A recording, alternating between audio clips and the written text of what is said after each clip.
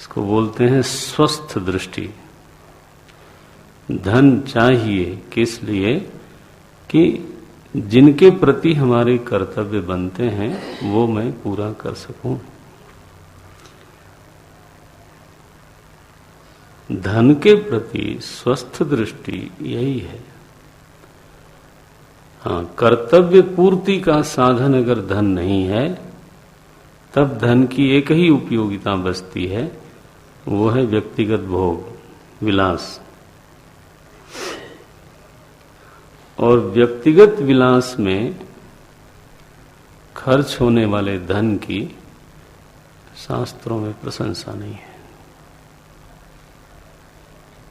इसीलिए जब लड़के लोग, आज की पीढ़ी बहुत कमाती है, ठीक है, एक वर्ग है जो बहुत कमाता है, लेकिन उस धन का निवेश कहाँ है? जिनके प्रति उनके कर्तव्य हैं वो तो रहते हैं दूसरे शहर में, कहीं गांव में, जिनको कई बार पूछता भी नहीं है आदमी। नारायण।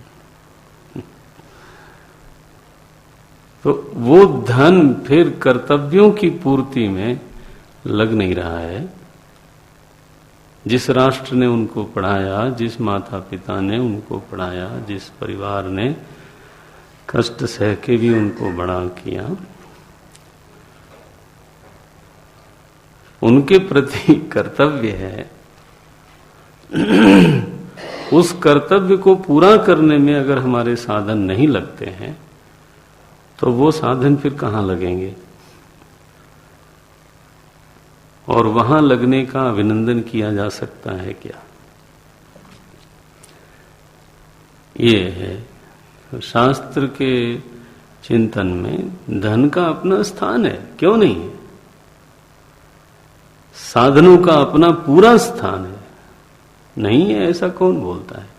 अर्जुन जैसा विरक्त, मैं विरक्त ही बोलूंगा, जो भगवान के सामने बोलता है ये चीजें हमको नहीं चाहिए, इसको लेके मैं करूंगा क्या?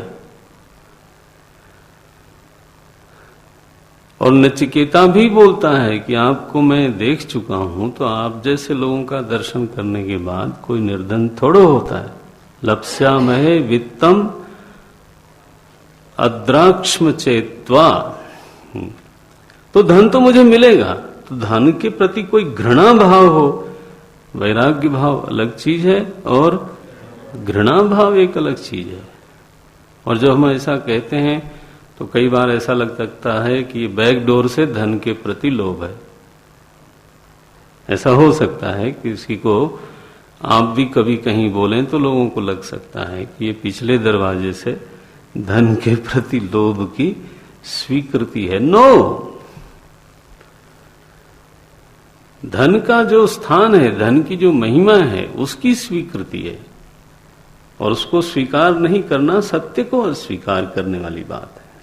धन साधन है और उसकी साधनता को नकारने का मतलब है दंभ, अयथार्थ को स्वीकार करना। हमारा शास्त्र तो सत्यम शिवम, जो सत्य है वो शिव है। किसी को अगर वो बड़ा कुरूप लगता है तो उसकी आंखों की गलती होगी, उसकी मान्यताओं की गलती होगी। उसको अपनी मान्यताएं सुधारनी चाहिए, आपको सुधारने की जरूरत नहीं। धन न हो तो ये गुरुकुल नहीं चल सकता, उसका अपना स्थान है। लेकिन विलास के लिए अगर है तो उसका अभिनंदन नहीं हो सकता। वो बोलते हैं कांक्षितम। ऐसे देखा जाए तो पहले श्लोक में लिखा न कांक्षे, ऊपर के श्लोक में, और उसके अगले ही श्लोक में बोलते हैं कांक्षितम। यस, चाहता था। न कांक्षितम, किसके लिए?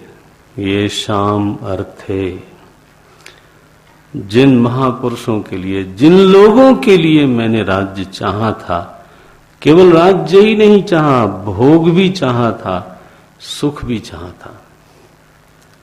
येषाम अर्थे कांक्षितम नः राज्यम भोगाः सुखानि च। मैं जरूर चाहता था कि सुविधा के सारे साधन